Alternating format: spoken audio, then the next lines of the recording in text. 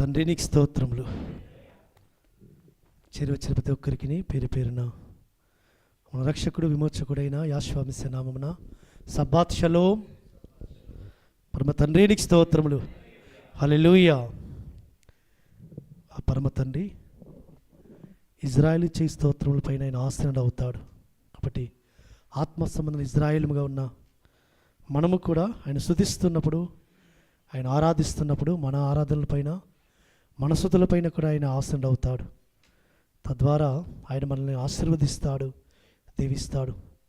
కాబట్టి ఆయన స్తుతించడం ఎంత భాగ్యమో, ఆయన ఆరాధించడము ఎంత ధన్యతను.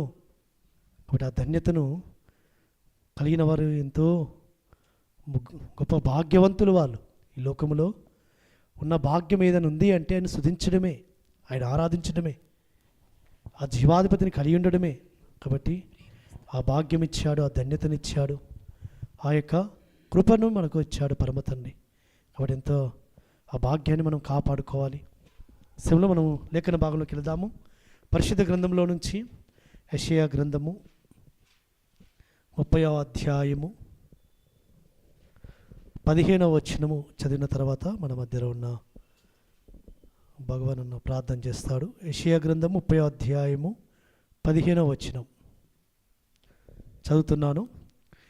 ఎలోహిమును, ఇజ్రాయేల్ యొక్క పరిశుద్ధ ఎలోహిమునగు యెహోవా ఇలాగు సెలవిచ్చుచున్నాడు, మీరు మరలి వచ్చి ఊరుకుండటం వలన రక్షింపబడెదరు, మీరు ఊరుకుండి నమ్ముకునటం వలన మీకు బలము కలుగును.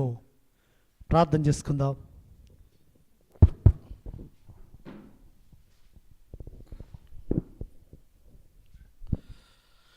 పరిశుద్ధుడా పరమ తండ్రి, గొప్ప రాజా, సర్వుల సృష్టికర్త, మీకు స్తుతులు స్తోత్రాలు వందనాలు చెల్లించుకుంటున్నాం రాజా. ఆశ్చర్యకరుడు, అద్భుత కాలు ధరించి మా గొప్ప రాజా మీకు వందనాలు చెల్లించుకుంటున్నాం తండ్రి. ఉదయకాలం నుంచి ఇప్పటి వరకు మీరు మమ్మల్ని కాచి కాపాడి సజీవ లెక్కలోంచి తండ్రి మరి ఒకసారి మీ పరిశుద్ధమైన సన్నిధానంలో కూడడానికి మీరు మాకు ఇచ్చిన గొప్ప ధన్యతను బట్టి, భాగ్యమును బట్టి మీకే స్తోత్రములు స్తుతులు వందనాలు చెల్లించుకుంటున్నాం తండ్రి. 6 దినములు సమస్త సృష్టిని సృజించి 7వ దిన విశ్రమించి పరిశుద్ధపరిచి ఇటు పరిశుద్ధమైన దినదిన తరతరములకు మీరు మాకు నిత్యమైన కట్టడగా ఇచ్చినందుకే మీకే స్తోత్రములు స్తుతులు వందనాలు చెల్లించుకుంటున్నాం తండ్రి. మీ సన్నిధానంలో ఎవరైతే భయభక్తులతో తండ్రి ఈ దినమును తండ్రి పాటిస్తూ తండ్రి మీకు మహిమపరుస్తున్నారో వారికి మాకు దిన సంబంధించిన ఆశీర్వాదాలను కుమ్మరించమని మిమ్మల్ని కోరుకుంటున్నాం రాజా.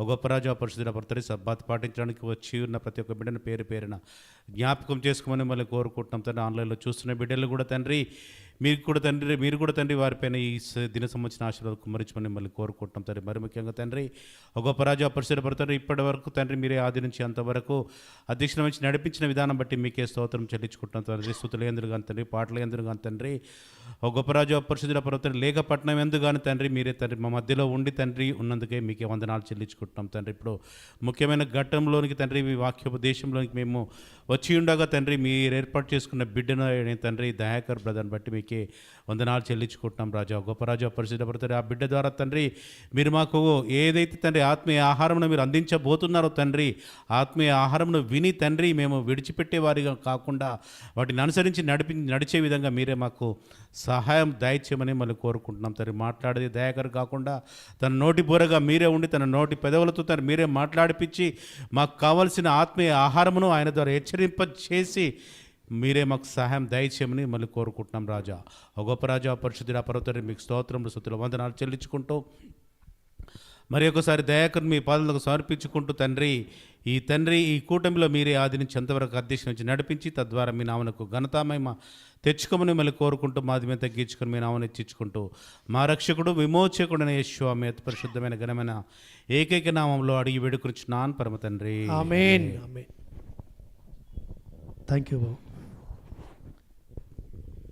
లేఖన భాగం నుంచి చదువుకున్న లేఖన భాగంలో యెషయా గ్రంథం 30వ అధ్యాయం 15వ వచనములో మీరు మరలి వచ్చి ఊరుకుంట వలన రక్షింపబడెదరు, మీరు ఊరుకుండి నమ్ముకునుట వలన మీకు బలము కలుగును. నమ్ముకునుట వలన మీకు బలము కలుగును. కాబట్టి ఇది మన యొక్క ధ్యానం, మన యొక్క టాపిక్ ఏంటంటే ఆయన నమ్ముకునుట వలన మనం పొందుకునే ఆశీర్వాదములు, పొందుకునే దీవెనలు ఏ విధంగా ఉంటాయో మనం చూసుకుందాం. ముఖ్యంగా ఒక చక్కటి మాట పరమ తండ్రి ప్రవక్త ద్వారా రాయించి పెడుతూ వచ్చాడు.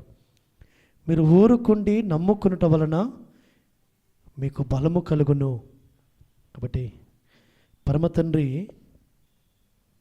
మనల్ని తన యొక్క బలముతో నింపాలని, తన శక్తితో నింపాలని ఆయన యొక్క ఆశ.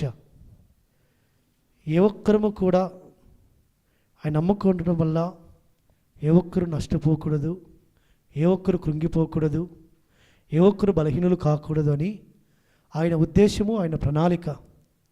ఆయన నమ్ముకునడం వలన, ఆయనను ఆశ్రయించడం వలన, లేకుంటే ఆయనను మనము విశ్వసించడం వలన మనం పొందుకోబోయే ఆశీర్వాదములు, దీవెనలు, మేలులు ఏ విధంగా పరమ తండ్రి మనకు అనుగ్రహిస్తాడో మనం చూసుకుందాం. ఎందుకంటే పరమ తండ్రి మన యొక్క పితరులతో నడుస్తూ వచ్చాడు. మన పితరులు ఆయన యందు నమ్మిక ఉంచారు. మన పితరులు ఆయన యందు నమ్మిక ఉంచినప్పుడు వారు ఏ విధంగా నడిపింపబడుతూ వచ్చారు, ఆయన చేత ఏ విధంగా ఆస్వాదింపబడుతూ వచ్చారు, ఏ విధంగా దీవింపబడుతూ వచ్చారు, మనం లేఖనాల్లో నుంచి మనం చూసుకుందాం. ఎందుకంటే ఆయన యందు విశ్వాసము, దానికి పర్యాయపదమే నమ్మకము. అనగా నమ్ముకొనడం వలన ఈ లోకములో మనం ఎక్కడ ఏ విధంగా కూడా సిగ్గుపడము, అవమానం నొందము, ఎక్కడ కూడా మనం తక్కువ చేయబడము. కాబట్టి చాలామంది అడుగుతుంటారు లోకములో, మీరు ఆయన నమ్ముకున్నారు కదా, మీకు ఏమొచ్చింది, ఏం లాభం కలిగింది, మీరు ఆయన నమ్ముకున్నారు కాబట్టి మీరు ఈ విధంగా ఇంకా ఈ స్థితిలోనే ఉన్నారు, మీరు ఇంకా ఆస్వాదింపబడడం లేదు, ఇంకా మీరు దీవింపబడడం లేదు. చూడండి, ఇక వాళ్ళు ఆయన నమ్మకపోయినప్పటికీ వారు గొప్పగా వర్ధిల్లుతూ వచ్చారు, వారు గొప్పగా ఉన్నారని అనేక మంది మనల్ని ప్రశ్నిస్తుంటారు. ఆయన నమ్ముకోవడం వల్ల మీకు ఏం లాభం కలిగింది అనేది మనకి ఈ లోకంలో ఎదురవుతున్న ప్రశ్న. కానీ పరిశుద్ధ గ్రంథంలో పరమ తండ్రి మనకిస్తున్న శ్రేష్టమైన ఆశీర్వాదములు, శ్రేష్టమైన వాగ్దానములు, ఆయన నమ్ముకోవడం వల్ల మనకు వచ్చే గొప్ప గొప్ప దీవెనలు మనం చూసుకుంటుంటే, ఇదే యెషయా గ్రంథంలో పరమ తండ్రి ఒక మాట రాయించి పెడుతూ వచ్చాడు. ఆయన నమ్ముకునడం వలన, ఆయన ఆశ్రయించడం వలన, ఆయన కొరకు మనం ఎదురు చూడడం వలన మనం ఒక శ్రేష్టమైన స్థితిలోనికి మనం వెళుతుంటాం. ఒక మాట రాయబడుతూ వచ్చింది యెషయా గ్రంథం 40వ అధ్యాయములో, 40వ అధ్యాయము 29, 30, 31 వచనాల్లో ఒక మాట అంటుంటాడు. సొమ్మసిలిన వారికి బలమిచ్చువాడు ఆయనే, శక్తిహీనులకు బలాభివృద్ధి కలగజేయవాడు ఆయనే.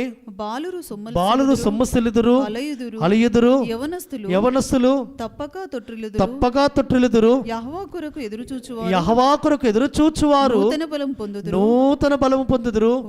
వారు పక్షిరాజుల వలె రెక్కలు చాపి పైకి ఎగురుదురు. అలయక పరిగెత్తుదురు, సొమ్మసిల్లక నడిచిపోవుదురు. చూడండి, ఈ లోకములో ఆయన యందు నమ్మకం ఉంచిన వారికి, ఆయన యందు విశ్వాసం ఉంచిన వారికి ఆయన ఏం చేస్తారట?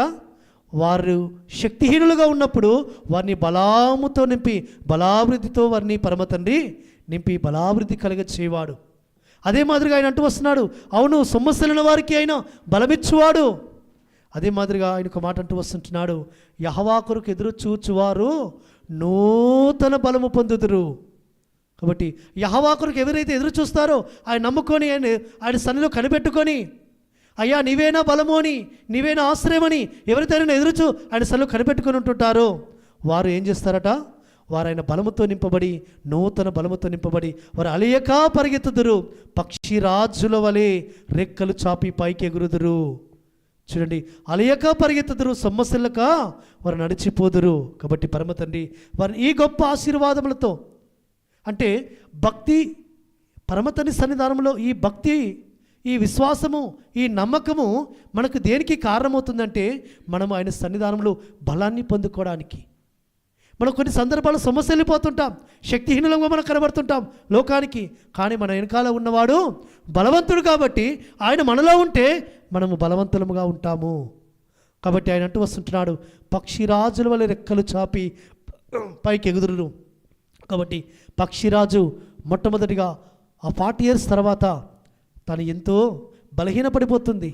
ఒక 6 నెలలు తను మళ్ళీ శక్తిని పొందుకోవడానికి వరకు తను ఏ విధంగా తన యొక్క శరీరంతా నలగొట్టుకుంటుందో, తన ఈకలన్నీ తీసివేసుకుంటుందో, తన ముక్కునంతా బండకేసి కొట్టుకుంటుందో, అదే మాదిరిగా తన రెక్కలన్నీ తీసివేసుకొని తన వేళ్ళన్నీ, ఆ వేళ్ళకున్న గోళ్ళన్నీ కూడా తీసివేసుకొని ఆ యొక్క నూతన బలం పొందుకోవడానికి వరకు ఏ విధంగా 6 నెలలు తన శరీరం నలగొట్టుకుంటుందో. కాబట్టి ఆయన సన్నిధానంలో ఆయన కొరకు కనిపెట్టుకొని ఆయన సన్నిధిలో ఆయన విశ్వాసం ఉంచి నమ్మకం ఉంచి ఎవరైతే ఆయన యొక్క శక్తి కొరకు బలం కొరకు కనిపెట్టుకొని ఎదురు చూస్తారో వారికి ఆయన నూతన బలము ధరింపచేవాడు. కాబట్టి మీరు ఊరుకుని నమ్ముకున్న వలన బలమందెదరు. కాబట్టి కేవలము పరమతండ్రి సన్నిధానంలో ఆయన బలము యందు మనం నమ్మిక ఉంచి, ఆయన శక్తి యందు నమ్మిక ఉంచి, ఆయన నాకు ఉన్నవాడు బలవంతుడు, నేను ఆశ్రయించిన ఆ ఆశ్రయదుర్గము ఆయన నమ్మదగిన వాడు, ఆయన శక్తివంతుడు అని మనం విశ్వాసం ఉంచి నమ్మిక ఉంచి మనం ఆయన యందు ఆయన మార్గంలో మనం నడుస్తూ ఆయన యందు విశ్వాసం వస్తే మనల్ని తన బలముతో నింపుతాడు. ఆ విధంగా మన పితరులను పరమతండ్రి అద్భుత కార్యములు వారి మధ్యలో చేసి ఆయన వారికి తోడుగా ఉండి వారు నడిపిస్తూ వచ్చాడు. ఒక మాట లేఖనాలు మనం చూసుకుంటుంటే నిర్గమకాండంలో పరమతండ్రి వారిని ఏ విధంగా నడిపిస్తూ వచ్చాడు ఒకసారి మనం చూసుకుందాం. నిర్గమకాండము 14వ అధ్యాయము 31వ వచనములో యెహోవా ఐగుప్తీయులకు చేసిన గొప్ప కార్యమును ఇశ్రాయేలు చూచిరి గనుక ఆ ప్రజలు యెహోవాకు భయపడి యెహోవా యందును ఆయన సేవకుడైన మోషే యందును నమ్మిక ఉంచిరి. ఆయన ఐగుప్తులో దేవతలకు తీర్పు తెచ్చిన విధానము, ఐగుప్తుల ప్రజలలో ఆయన చేసిన ఆ యొక్క సూచక్రియలు అనగా ఇజ్రాయేలు చూస్తూ వచ్చారు. ఆ 10 తీర్పులు చూస్తూ వచ్చారు. ఆ 10 తీర్పులు వారు కనులారా చూశారు. కాబట్టి వారు భయపడ్డారట. ఇజ్రాయేలు చూచిరి గనుక ఆ ప్రజలు యెహోవాకు భయపడి యెహోవా యందును తన సేవకుడైన మోషే యందును ఎలోహిం సేవకుడైన మోషే యందును వారు నమ్మిక ఉంచారు. కాబట్టి పరమ తండ్రి వారిని నడిపిస్తూ వచ్చాడు. కాబట్టి వారు నమ్మిక ఉంచిన విధానం బట్టి పరమ తండ్రి వారిని ఆ యొక్క సముద్రములో ఎర్ర సముద్రములో వారు నడిపింపజేస్తూ వచ్చాడు. అందుకే మోషే గారు ఒక మాట అన్నాడు. ఇదే నిర్గమకాండం 14వ అధ్యాయంలో 13వ వచనంలో ఒక మాట అంటుంటాడు. అందుకు మోషే భయపడకుడి యెహోవా మీకు నేడు కలగజేయు రక్షణను మీరు ఊరక నిలుచుండి చూడుడి. మీరు నేడు చూచిన ఐగుప్తీయులను ఇక మీదట మరి ఎన్నడను చూడరు. యెహోవా మీ పక్షమున యుద్ధము చేయును. మీరు ఊరకై ఉండవలనని ప్రజలతో చెప్పెను. చూడండి, మోషే ఇజ్రాయేలుతో మాట్లాడుతూ వస్తుంటున్నాడు. ఇజ్రాయేలులారా, మీరు ఊరికి నిలిచిండి చూడండి, యెహోవా అనుగ్రహించబోయే రక్షణను మీరు కనులారా చూడండి. కాబట్టి ఇక ఆయన మీ పక్షంలో యుద్ధం చేయబోతున్నాడు, మీ పక్షాన కార్యం చేయబోతున్నాడు. మీరు ఊరికి నిలిచిండండి, మీరు ఊరికి నిలిచిండి చూడండి. ఆయన కనులారా ఆయన చేయబోతున్న ఆయన కార్యములను మీరు కనులారా చూడండి, ఊరికే ఉండవలని. కాబట్టి ఆయన నమ్మిక ఉంచండి, ఆయన నమ్మిక ఉంచి మీరు చూడండి, మీరు ఆయన అనుగ్రహించిన రక్షణను మీరు పొందుకుంటారు, మీరు చూస్తారు. కాబట్టి పరమతండ్రి సన్నిధిలో ఆ విధంగా ఇశ్రాయేలీయులు ఊరిక నిలిచిన్నారు సముద్రం దగ్గర పరమతండ్రి సన్నిధానంలో. ఆ పరమతండ్రి వారి మధ్యలో కార్యం చేస్తుంటుంటే వారు ఆ యొక్క ఊరిక నిలుచుండి ఆయన నమ్మిక ఉంచి చూశారు. పరమతండ్రి ఆ సముద్రమును 2 పాయలుగా విభజిస్తూ వచ్చాడు. 22వ వచనం రాయబడుతున్న మాట, నీళ్లు విభాపింపబడగా ఇశ్రాయేలీయులు సముద్ర మధ్యను ఆరిన నేల మీద నడిచిపోయిరి. ఇశ్రాయేలీయులు ఆరిన నేల మీద నడిచిపోయారు. కాబట్టి వారి మధ్యలో ఆయన చేసిన ఆ సూచక్రియలు, ఆ అద్భుతములు, ఆ మహత్కార్యములు వారు కనులారా చూశారు, వారు నమ్మిక ఉంచారు. కాబట్టి పరమతండ్రి వారి మధ్యలో అతి ఆశ్చర్యకార్యం. కాబట్టి ఆయన తన కార్యములు జరిగిస్తుండగా ఇశ్రాయేలును నమ్మిక ఉంచారు. కాబట్టి నమ్మిక ఉంచిన ప్రజలను పరమతండ్రి ఏ విధంగా తోడుకొని వచ్చాడట? 15వ అధ్యాయం 13వ వచనంలో రాయబడుతున్న మాట, యెహోవా వేల్పులలో నీ వంటి వాడెవడు? పరిశుద్ధతను బట్టి నువ్వు మహనీయుడవు. స్తుతి కీర్తనను బట్టి పూజ్యుడవు. అద్భుతములు చేయవాడవు. నీ వంటి వాడెవడు? నీ దక్షిణాస్తము చాపితివి, భూమి వారిని మింగివేసెను. నీవు విమోచించిన ఈ ప్రజలను నీ కృపచేత తోడుకొని పోతివి. చాలా. కాబట్టి చూడండి, యెహోవా నీ వంటి వాడెవడు? వెలుపులో నీ వంటి వాడెవడయ్యా? పరిశుద్ధులను మహనీయుడవు. ఎందుకంటే నీ వంటి అద్భుత కార్యములు, ఆశ్చర్య కార్యములు ఇకెవరు లేరు, ఎవరు చేయలేరు, నీ వంటి వాడు ఎవరు లేరయ్యా అని మోషే కీర్తన పాడుతూ వస్తుంటున్నాడు. కాబట్టి అద్భుతములు చేయవాడు. కాబట్టి ఆ యెహోవా యందు నమ్మిక ఉంచితే ఆయన అద్భుతములు చేయవాడు, ఆశ్చర్యకరం చేయవాడు. కాబట్టి ఆయన కృపచేత వారిని తోడుకొని వస్తూ వచ్చాడు సుమా. కాబట్టి పరమ తండ్రి వారిని ఆ విధంగా తన యొక్క స్వాస్థ్యమును తాను ఏర్పాటు చేసుకున్న జనాంగమును పరమ తండ్రి తన రెక్కల మీద మోస్తూ వచ్చి వారిని తోడుకొని వస్తూ వచ్చాడు. అద్దరి చేరు వరకు నీవు సంపాదించిన ఈ ప్రజలు అద్దరి చేరు వరకు చూడండి, వారి అద్దరి చేరు వరకు ఆ సముద్రం అవతలి ఒడ్డుకు చేరు వరకు పరమ తండ్రి వారిని తోడుకొని వస్తూ వచ్చాడు. కాబట్టి ఇశ్రాయేలులు ఆయన యందు నమ్మిక ఉంచారట. ఇశ్రాయేలులు యెహోవా యందును ఆయన తన సేవకుడైన మోషే యందును నమ్మిక ఉంచిరి.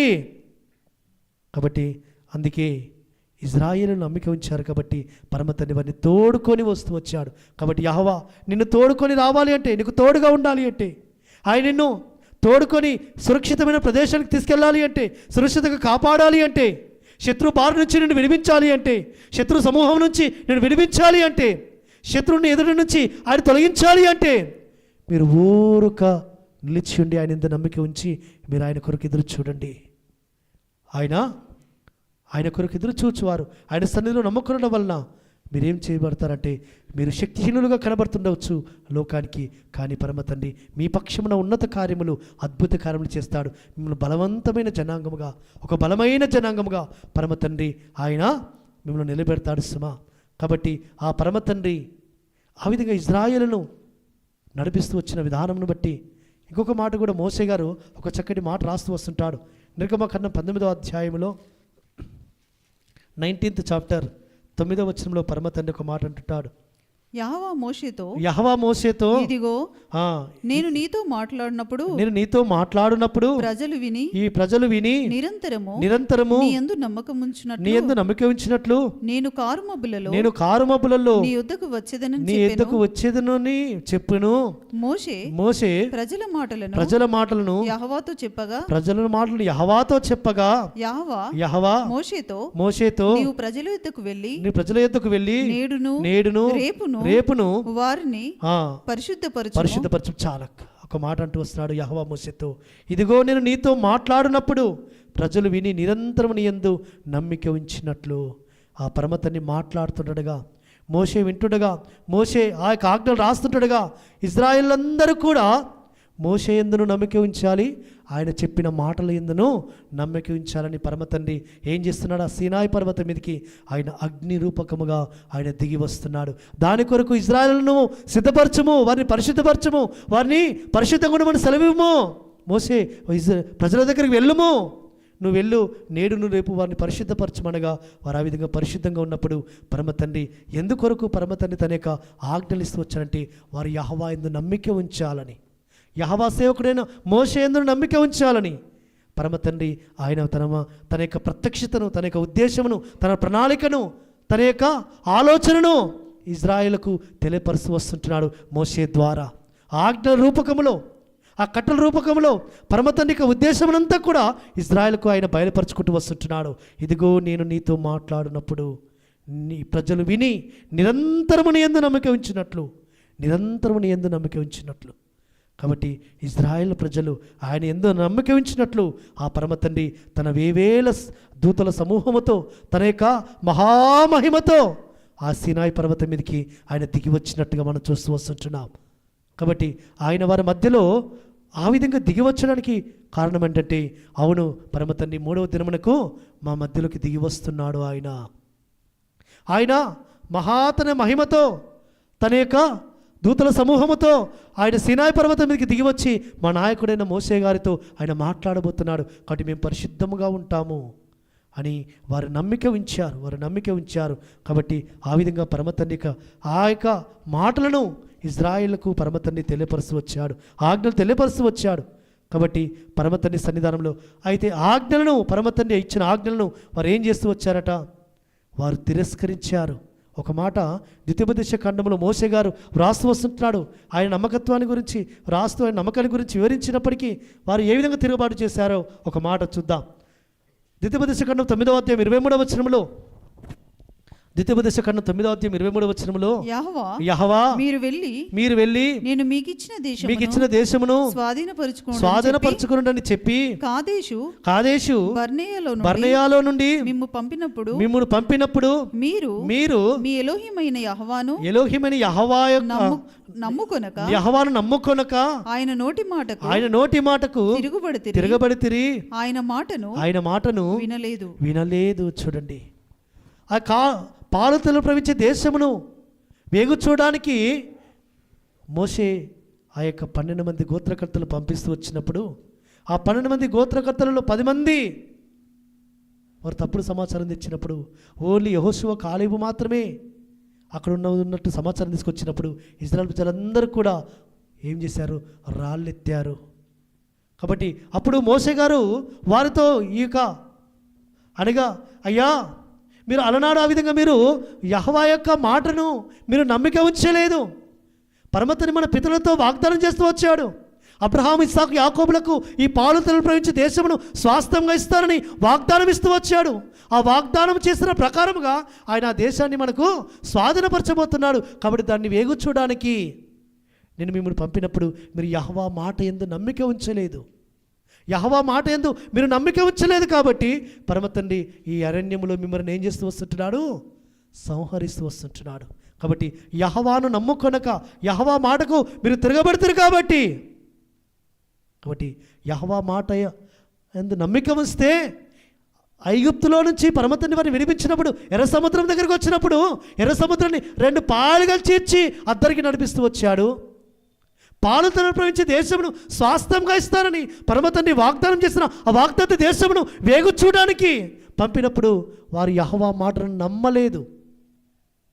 యెహోవా మాట యందు వారు నమ్ముకొనక ఆయన మాటకు వారు ఎదురు తిరిగారు. కాబట్టి వారిని ఏం చేస్తూ వచ్చాడు? అరణ్యములోనే వారిని సంహరిస్తూ వచ్చాడు. పరమతండ్రికి స్తోత్రం. ఆయన మాట యందు మనం నమ్మిక ఉంచితే మనల్ని ఏ విధంగా నడిపిస్తాడో, ఆయన మాట యందు మనం నమ్మిక ఉంచక తిరుగుబాటు చేస్తే ఏ విధంగా ఆయన శిక్షిస్తాడో, ఇశ్రాయేల్ ప్రజల మధ్యలో ఆయన చేసిన సూచక్రియలే, ఆయన జరిగించిన కార్యములే, ఆయన వారి మధ్యలో నడిచిన విధానమే, ఆయన వారి మధ్యలో ఉన్న విధానమే ఈ దినమున మనకు ఒక ఉపదేశముగా కనబడుతూ వస్తుంటుంది. కాబట్టి మోషే గారు అంటున్నారు, మీ ఎలోహిమైన యెహోవాను మీరు నమ్ముకొనలేదు. ఆ యొక్క పాలుతలను ప్రవహించే దేశమును స్వాధీనపరుస్తారని చెప్పిన మాటను మీరు ఎందుకు నమ్ముకొనక ఎందుకు తిరుగుబాటు చేశారయ్యా? కాబట్టి ఆ తిరుగుబాటు ఏమైందంటే కేవలం 2 మాత్రమే, యెహోషువ, కాలేబు మాత్రమే. వారు ఆయన మాట యందు నమ్మిక ఉంచారు, వారు విశ్వాసం ఉంచారు, ఆయన మాట నమ్ముకున్నారు. కాబట్టి వారిద్దరు మాత్రమే పాలుతలను ప్రవహించే దేశంలో వారు ప్రవేశిస్తూ వచ్చారు, ఆ తరము వారిలో. కాబట్టి ఈ యొక్క మాటను తిరస్కరించడం బట్టి, ఆ మాట యందు వారు నమ్మిక ఉంచకపోవడాన్ని బట్టి వారి కలిగిన శిక్ష చూడండి ఎంత ఘోరంగా కనబడుతూ వస్తుంటుందో. కాబట్టి పరమతండ్రి సన్నిధిలో ఆయన యొక్క మాట యందు నమ్మిక ఉంచి, ఆయన యందు విశ్వాసం ఉంచి, ఆయన మార్గములలో నడుస్తూ వచ్చినప్పుడు పరమతండ్రి ఏ విధంగా తోడుకొని వస్తాడో, ఏ విధంగా పరమతండ్రి వారికి విజయమునిస్తాడో, పరమతండ్రి వారి మధ్యలో ఏ విధంగా అద్భుత కార్యములు, ఆశ్చర్యకార్యాలు జరిగిస్తూ వచ్చాడో. ఇక కొన్ని లేఖనాలు మనం చూసుకుంటుంటే ఒకసారి మొదటి దినవృత్తాంత గ్రంథంలో 5వ అధ్యాయంలో పరమతండ్రి ఒక మాట రాయించి పెడుతూ వచ్చాడు. రూబేను వంశీయులు అక్కడ ప్రార్థన చేస్తూ వచ్చారు, యెహోవా యందు నమ్మిక ఇస్తూ వచ్చారు. మొదటి దినవృత్తాంత గ్రంథము 5వ అధ్యాయములో 20వ వచనం, యుద్ధమందు వారు ఎలోహింకు మొర్రపెట్టగా ఆయన మీద వారు నమ్మిక ఉంచినందున ఆయన వారి మొర ఆలకించెను గనుక వారిని జయించుటకు వారికి సహాయము కలిగెను. చూడండి, రూబేను వంశీయులు అక్కడ రూబేనీలను, గాదీలను, మనిషి అద్దగోత్ర వారులను బల్లెమును, ఖడ్గమును ధరించుటకు అంబువేడుకు నేర్పిన వారు, యుద్ధమందు నేర్పరులై దండుకు పొదిగిన వారు 44,000 మంది, 44,760 మంది ఉండిరి. వారు ఏం చేశారట? వారు యుద్ధమందు వారు ఎలోహిముకు మొర్రపెట్టగా, యుద్ధమందు వారు యెహోవాకు మొర్రపెట్టగా, చూడండి, వారు మొర్రపెట్టినప్పుడు వారు నమ్మిక ఉంచారు. మొర్రపెట్టగా ఆయన మీద వారు నమ్మిక ఉంచగా ఏమని నమ్మిక ఉంచారంటే, అయ్యా ఈ యుద్ధంలో ఒక విజయం ఇచ్చేవారు మీరే, విజయం కలగచ్చేవారు మీరే అని వారు నమ్మిక ఉంచినందున వారి మొర ఆలకించాడు ఆయన. వారి మొర ఆలకించి వారిని పరమ తండ్రి వారికి సహాయం చేస్తూ వచ్చాడు. వారి జయమందుటకు, వారిని జయించుటకు వారికి సహాయము కలిగిను. ఎవరి వల్ల సహాయమును? యెహోవా వల్ల సహాయము. కాబట్టి భూమి ఆకాశం కలిగజేసిన సృష్టికర్త అయిన యెహోవా వల్ల సహాయము కలగాలి అంటే ఆయన యందు నమ్మిక ఉంచాలి, ఆయన మాటల మీద నమ్మిక ఉంచాలి. కాబట్టి యెహోవా యందు నమ్మిక ఉంచువారు 125వ కీర్తనలో మాట రాయబడుతూ వచ్చింది. 125వ కీర్తన మొదటి వచనములో యెహోవా యందు నమ్మిక ఉంచువారు కదలక నిత్యము నిలుచు సియోను కొండవలె ఉందురు. యెహోవా యందు నమ్మిక ఉంచువారు చూడండి, కదలక నిత్యము నిలిచి సియోను కొండవలె ఉంటారు. కాబట్టి శత్రువు ఎంత గొప్పవాడిగా ఉన్నప్పటికీ, శత్రువు ఎంతగా యుద్ధ నేర్పరి అయినప్పటికీ, శత్రువు ఏ విధంగా ఉన్నప్పటికీ మనం యెహోవా యందు నమ్మిక ఉంచితే ఈ యుద్ధంలో ఆయన నాకు విజయం ఇస్తాడు, ఆయన నాకు తోడుగా ఉంటాడు, ఆయన నాకు జయమునిస్తాడు అని మనం నమ్మిక ఉంచినప్పుడు ఆ పరమతన్ని మనల్ని ఏ విధంగా ఉంచుతాడట? కదలక నిత్యము నిలిచి సియోను కొండవలే ఆయన మనల్ని ఉంచుతాడు. అందుకే కీర్తనకారుడు ఆయన యందు విశ్వాసం ఉంచాడు, ఆయన మాటలు యందు విశ్వాసం ఉంచాడు, నమ్మిక ఉంచాడు. కాబట్టి అందుకే ఆ కీర్తనకారుడు దావీదు శ్రేష్టమైన మాటలు రాస్తూ వచ్చాడు. అయ్యా కీర్తన 13వ అధ్యాయము 5వ వచనంలో ఆయన మాట రాస్తూ వచ్చాడు. కీర్తన 13వ అధ్యాయం 5వ వచనంలో, నేనైతే నీ కృపయందు నమ్మిక ఉంచున్నాను, నీ రక్షణ విషయమై నా హృదయము హర్షించుచున్నది. నేనైతే అయ్యా నీ కృపయందు నమ్మిక ఉంచున్నానయ్యా. కీర్తనకారుడు దావీదు అంటున్నాడు నేనైతే. కాబట్టి ఆయన ఆ యొక్క పరిస్థితులలో ఏ విధమైన క్లిష్టమైన పరిస్థితి వచ్చినప్పటికీ, ఏ విధమైన ఇబ్బందికరమైన పరిస్థితి వచ్చినప్పటికీ, ఏ విధమైన కష్టతరమైన పరిస్థితి వచ్చినప్పటికీ ఆయన మాట యందు నమ్మిక ఉంచుతూ వచ్చాడు. నేనైతే నీ కృప యందు నమ్మిక ఉంచున్నానయ్యా. కాబట్టి అందుకే గొల్యాతు మీదకి వెళుతున్నప్పుడు, యుద్ధానికి వెళుతున్నప్పుడు యుద్ధము యెహోవాదే, యుద్ధము నాది కాదు, యుద్ధము యెహోవాదే అని ఆ యెహోవా యందు నమ్మిక ఉంచాడు. కాబట్టి ఎదురుగా గొల్యాతు ఉన్నాడు, యుద్ధంలో ఆరితేరిన వ్యక్తి, యుద్ధంలో ఎంతో అనుభవం ఉన్న వ్యక్తి, యుద్ధంలో ఎన్నో సంవత్సరాల నుంచి ఆ ఉన్న వ్యక్తిని ఓడించడానికి ఒక బాలుడుగా ఉన్న దావీదు యెహోవా యందు నమ్మిక ఉంచాడు. కాబట్టి అందుకే నేనైతే నీ యందు నమ్మిక ఉంచున్నానయ్యా. కాబట్టి అందుకే ఆయన యొక్క ఆ కీర్తనలలో శ్రేష్టమైన మాటలు మాట్లాడుతూ వచ్చాడు. మనం చదువుకున్నాం కదా 22వ కీర్తనలో, అది ఆయన రాస్తూ వస్తుంటున్నాడు. శ్రేష్టమైన మాట 5వ వచనంలో, 4వ వచనంలో ఒక మాట అంటూ వచ్చాడు. మా పితరులు నీ యందు నమ్మిక ఉంచిరి, వారు నీ యందు నమ్మిక ఉంచగా నీవు వారిని రక్షించితివి, వారు నీకు మొర్రపెట్టి విడుదల నొందిరి, నీ యందు నమ్మిక ఉంచి సిగ్గుపడకపోయిరి. అయ్యా మా పితరులు నీ యందు నమ్మిక ఉంచారు, కాబట్టి నేను కూడా నీ యందు నమ్మిక ఇస్తున్నాను. మా పితరులు ఐగుప్తులో నుంచి విడిపింపబడి ఆ ఎర్ర సముద్రం దగ్గరికి వచ్చినప్పుడు, అయ్యా ఆ ఎర్ర సముద్రం నుండి పాలుగా చీల్చబడుతూ వచ్చింది, వారిని మీద నమ్మిక ఉంచినప్పుడు వారిని నువ్వు రక్షించావయ్యా. కాబట్టి నా పితరులు నీ యందు నమ్మిక ఉంచారు, వారు నీ యందు నమ్మిక ఉంచగా నువ్వు వారిని రక్షించితివి. కాబట్టి ఇశ్రాయేల్ ప్రజలు ఆ యొక్క ఆగమనము, ఆ ఐగుప్తు నుంచి విడిపింపబడి ఆ యొక్క కానాను దేశం చేరుతున్న ఆ యాత్రా జీవితాన్ని అంతా కూడా, ఆ యాత్ర అంతా కూడా ఒక్కసారి దావీదు జ్ఞాపకం చేసుకుంటూ వచ్చాడు. కాబట్టి ఆ ఎర్ర సముద్రం నందు ఇశ్రాయేలులో అయినందు నమ్మిక ఉంచిన విధానం బట్టి ఆ ఆశ్చర్యకార్యము, అద్భుతకార్యము అని జ్ఞాపకం చేసుకున్నాడు. కాబట్టి ఆయన యందు నమ్మిక ఉంచారు, కాబట్టి వారు రక్షింపబడ్డారని మోషే గారి యొక్క మాటలను జ్ఞాపకం చేసుకోండి. ఆయన ఏం చేస్తున్నాడంటే, అయ్యా మా పితరులను ఎందు నమ్మిక ఉంచారు కాబట్టి వారు సిగ్గుపడకపోయిరి, శత్రువు ఎదుట తల దించుకొనియకుండా, అవమానం నొందనీయకుండా, ఎదుటనేమో ఎర్ర సముద్రము, వెనుకనేమో శత్రు తరుముతున్నాడు. ఆ పరిస్థితుల్లో మోషే ప్రార్థన చేస్తూ వచ్చాడు. అయ్యా నేను ఏం చేయాలి? మోషే నీ చేతులు కర్ర చాపము, నీ కర్ర సముద్రం మీద ఎత్తు చూపము అన్నాడు.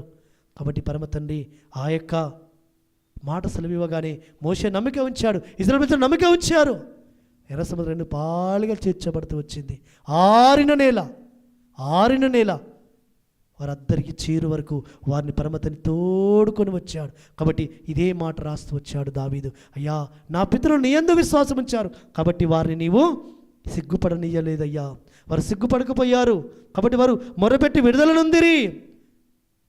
కాబట్టి అందుకే నేను నీ యందు నమ్మిక ఉంచుచున్నాను. 9వ వచనంలో అందుకే ఆయన మాట అంటూ వస్తున్నాడు, గర్భం నుండి నన్ను తీసిన వాడవు నీవే కదా, నేను నా తల్లి యొద్ద స్తనపానము చేయుచుండగా నీవే కదా నాకు నమ్మిక పుట్టించితివి. పరమ తండ్రి నీకు స్తోత్రం. కాబట్టి ఆయన తల్లి గర్భములో ఉండగానే ఆ పరమ తండ్రి యొక్క కార్యాలను ఆయన వింటూ వచ్చాడు. తల్లి గర్భంలో స్తనపానం చేయుచుండగా ఆ తల్లి గర్భం నుంచి బయటకు వచ్చి ఆ తల్లి ఒడిలో కూర్చొని ఆ తల్లి ఒడిలో పడుకొని ఆ తల్లి ఒడిలో ఆయన ఆ తల్లి మాటలు వింటూ వచ్చాడు. కాబట్టి అందుకే ఆయన అంటూ వస్తున్నాడు, నా తల్లి యొద్ద నేను స్తనపానం చేయుచుండగా నీవే కదా నాకు నమ్మిక పుట్టించితివి. ఆయన తల్లి ఆయనకు నేర్పింది, ఆయన తల్లి ఆయనకు చెప్పింది, అయ్యా మన పితరులు ఈ విధంగా ఆయన యందు నమ్మిక ఉంచారు, వారి మధ్యలో ఆయన కార్యాలు చేస్తూ వచ్చాడని ఆయన తల్లి ఆయనకు చెప్పిన ఆ మాటలు ఆయన విని ఆయన యందు నమ్మిక ఉంచాడట. నా తల్లి దగ్గర నేను స్తనపానం చేయుచుండగా అయ్యా నాకు నమ్మిక పుట్టించితివి. కాబట్టి తల్లులారా మీ బిడ్డలకు నేర్పండి, ఆయన యందు నమ్మిక ఉంచమని. ఆయన మన మధ్యలో, మన పితరుల మధ్యలో, మన యొక్క జీవితాలలో, మన కుటుంబాలలో ఆయన చేసిన ఆశ్చర్య కార్యాలను వారికి వివరిస్తున్నట్టుగా, వారికి తెలియపరుస్తున్నట్టుగా వారు ఆయన యందు నమ్మిక ఉంచుతారు. కాబట్టి దావీదు నమ్మిక ఉంచడానికి కారణము ఆయన తల్లి పాలిస్తుండగా నేర్పింది. కాబట్టి నా తల్లి గర్భమందు అయ్యా నన్ను నిర్మించిన వాడు నీవే, గర్భవాసన మొదలుకొని నాకు ఆధారము నీవే. ఆ చక్కటి మాటలు, నా తల్లి నన్ను కన్నది మొదలుకొని నా ఎలోహిము నీవే. చూడండి, నేను తల్లి గర్భం నుంచి వచ్చిన దినం మొదలుకొని నా ఆధారము నీవేనైనా, నా నమ్మకం నీవేనైనా, నా జీవితానికి నీవే ఆశ్రయమయ్యా, నాకు నమ్మకము కూడా పుట్టించితివి నీవే కదా. కాబట్టి మనలో నమ్మిక పుట్టించేది కూడా ఆయనే. కాబట్టి అయ్యా ఈ దినం నేను నమ్ముతున్నాను అంటే అది నీ కృప, నీవు నాలో కార్యం జరిగించావు. ఎందుకంటే ఈ దినాల్లో చాలామంది ఆయన యందు నమ్మిక ఉంచట్లేదు, ఆయన నమ్ముకోవడం లేదు. ఎందుకంటే వారి యొక్క మనోనేత్రం తెరవబడలేదు, వారిని పరమతాన్ని దర్శించలేదు, వారి మీద ఆయన ఆత్మ కుమరించలేదు, వారి మనోనేత్రం తెరవబడలేదు. పరమతని మనోనేత్రం తెరిచాడు, తగిన కాలం ముందు మనల్ని దర్శించాడు. ఆయన యందు నమ్మిక పుట్టినట్లుగా మనకు ఆయన కృపను విస్తరింపజేస్తూ వచ్చాడు. ఆ ధన్యతను మనం కాపాడుకోవాలి. కాబట్టి అందుకే ఆయన అంటూ వస్తుంటాడు, దావీదు అయ్యా నాకు నమ్మిక పుట్టించితివి నీవే కదా నాకు నమ్మిక పుట్టించితివి. కాబట్టి ఆ నమ్మకము యెహోవా యందు ఉంచిన నమ్మకాన్ని బట్టి ఆయన ఏమంటూ వస్తున్నాడంటే, యెహోవా యందు నమ్మిక ఉంచువారు కదలక నిత్యము నిలిచి సీయోను కొండవలే ఉంటారు. కాబట్టి అందుకే ఆయన ఏమని అంటూ వస్తున్నాడంటే, ఆ నమ్మిక ఉంచాడు కాబట్టి ఆయన శ్రేష్టమైన మాటను, ఒక మాట 41 కీర్తనలో ఒక మాట అంటాడు. కీర్తన 40వ అధ్యాయంలో ఆయన యొక్క నమ్మకాన్ని అక్కడ తెలియపరుస్తూ వస్తుంటాడు. యెహోవా యందు ఆయన నమ్మిక ఉంచాడు కాబట్టి కీర్తన 40వ అధ్యాయంలో 3-4 వచనాలు ఆయన అంటూ వస్తుంటున్నాడు, తనకు స్తోత్ర రూపమగు క్రొత్త గీతమును మన ఎలోహిం నా నోట ఉంచెను. అనేకులు దాన్ని చూచి భయభక్తులు కలిగి యెహోవా యందు నమ్మిక ఉంచెదరు. గర్విష్ఠులైనను త్రోవ విడిచి అబద్ధముల తట్టు తిరుగువారునైనను లక్ష్యపెట్టక యెహోవాను నమ్ముకొను వాడు ధన్యుడు. చూడండి, అయ్యా నువ్వు నా నోట ఉంచిన స్తోత్ర గీతము, నువ్వు నాకు నమ్మిక పుట్టించితివి కాబట్టి నిన్ను స్తుతిస్తున్నాను, నిన్ను గణపరుస్తున్నాను, నిన్ను ఆరాధిస్తున్నాను, నిన్ను మహిమపరుస్తున్నాను. కాబట్టి ఈ ఆరాధన, ఈ స్తోత్ర రూపము, ఈ క్రొత్త కీర్తనని బట్టి అనేకులు నీ యందు నమ్మిక ఉంచారయ్యా. కాబట్టి మన యొక్క మాటల ద్వారా, మన నడవడిక ద్వారా, మన క్రియల ద్వారా, మనం ఆయనను స్తుతించడం ద్వారా, ఆయన గణపరచడం ద్వారా, ఒక జనసమూహంలో ఆయన కీర్తించడం ద్వారా, సమాజంలో ఆయన మహిమపరచడం ద్వారా, ఆయన కీర్తించడం ద్వారా అనేకులు ఆయన యందు నమ్మిక ఉంచుతారు. దావీదు ఈ మాటను మరొక్కసారి మన జీవితాల్లో గుర్తు చేస్తున్నాడు. అయ్యా తనకు స్తోత్ర రూపం కొత్త గీతమును ఎలోహిం నా నోట ఉంచాను, అనేకులు దాన్ని చూచి ఎలోహిం యందు నమ్మిక ఉంచిరి. చూడండి, ఎలోహిం యందు నమ్మిక ఉంచిరి. కాబట్టి అనేకులు యెహోవాను నమ్ముకోవాలి అంటే నీ నోట నుంచి ఏమి రావాలి? యెహోవా మహిమను గురించిన స్తుతి కీర్తన నీ నోట ఉండాలి. ఆ స్తోత్ర రూపమగు ఆ కొత్త కీర్తన నీ నోట ఉండాలి. యెహోవా, నీవు నన్ను ధన్యుడిగా చేసావయ్యా. నన్ను తల్లి గర్భం నుంచి అయ్యా రూపించిన, అయ్యా జన్మింపజేసిన మొదలుకొని ఈ దినం వరకు నన్ను కాపాడుతున్నది నీవేనయ్యా. నన్ను నడిపిస్తున్నది నీవేనయ్యా. నన్ను పోషిస్తుంది నీవేనయ్యా. నాకు నమ్మకం కలగజేసింది నీవేనయ్యా అని ఆయన స్తోత్ర గీతము మనం పాడుతుంటుండగా అనేకులు ఆయన యందు భయభక్తులు కలిగి యెహోవా యందు నమ్మిక ఉంచెదరు. కాబట్టి దావీదు స్తోత్రము చెప్తూ వస్తుంటున్నప్పుడు అనేకులు ఆయనను నమ్ముతూ వచ్చారు. కాబట్టి ఈ లోకంలో గర్విష్ఠులైనను త్రోవ విడిచి అబద్ధముల తట్టు తిరుగువారునైనా లక్ష్య పెట్టక, అందుకే ఆయన ఏమంటాడు? మనుషులు నమ్ముకునుట కంటే యెహోవాను నమ్ముకునుట మేలు మేలు మేలు. కాబట్టి యెహోవాను నమ్ముకున్నవాడు ధన్యుడు. నువ్వు ఎవరిని నమ్ముకుంటున్నావు? మనుషులు నమ్ముకుంటున్నావా?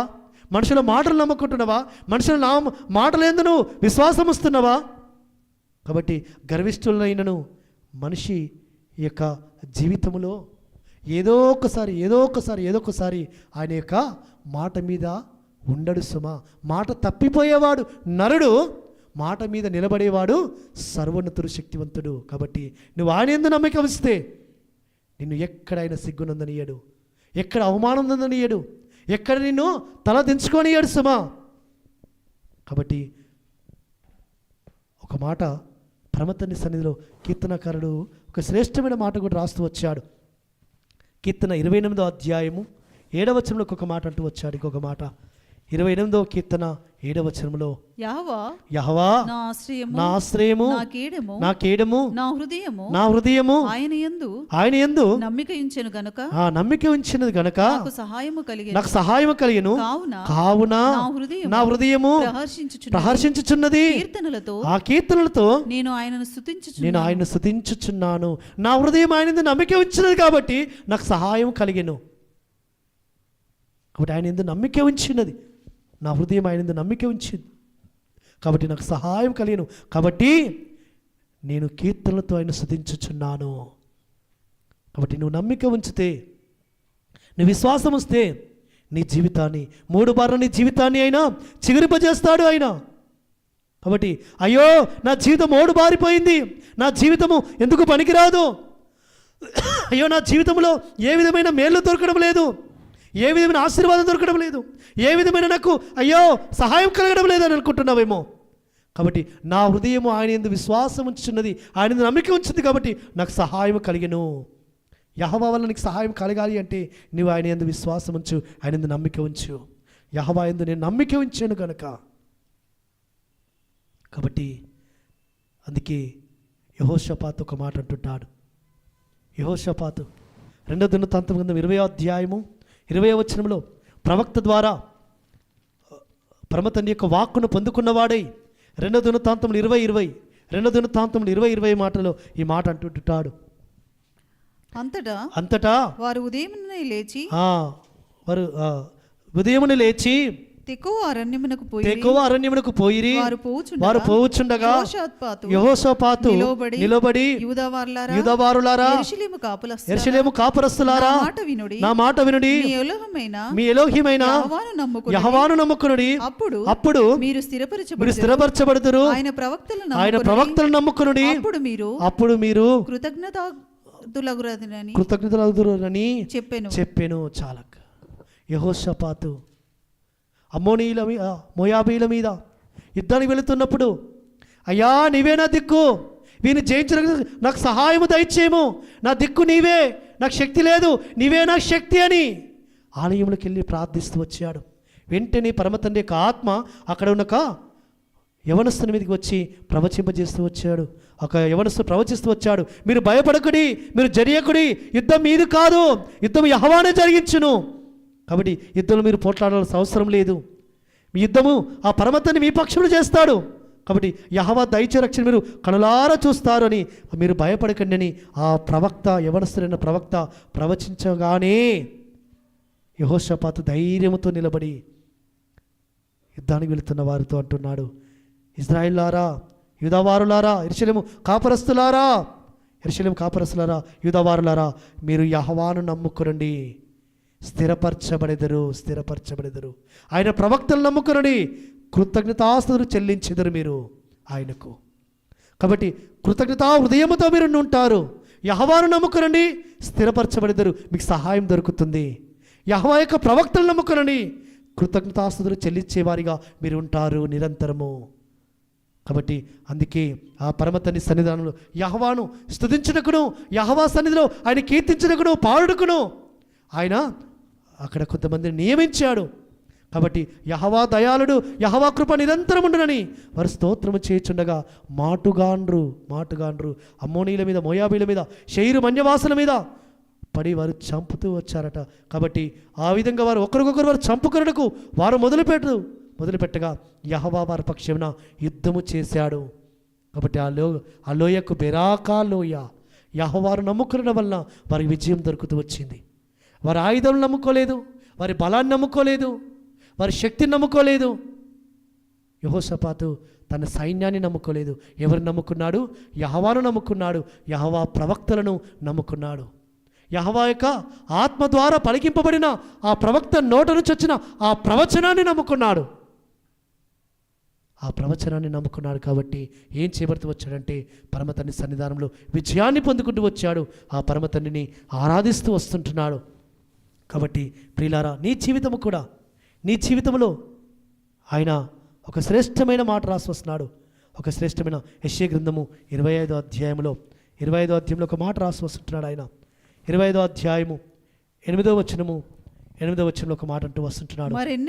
మరెన్నడూ ఉండకుండా మరణమును ఆయన మృంగివేయును, ఎలోహిమని యెహోవా ప్రతివాని ముఖం మీది బాష్ప బిందువులను తుడిచివేయును. నువ్వు యెహోవాను నమ్ముకుంటే నీ ముఖం మీద కార్చబడుతున్న ఆ యొక్క బాష్ప బిందువులను ఆయన తుడిచివేస్తాడు, ఆ కన్నీళ్లను తుడుస్తాడు.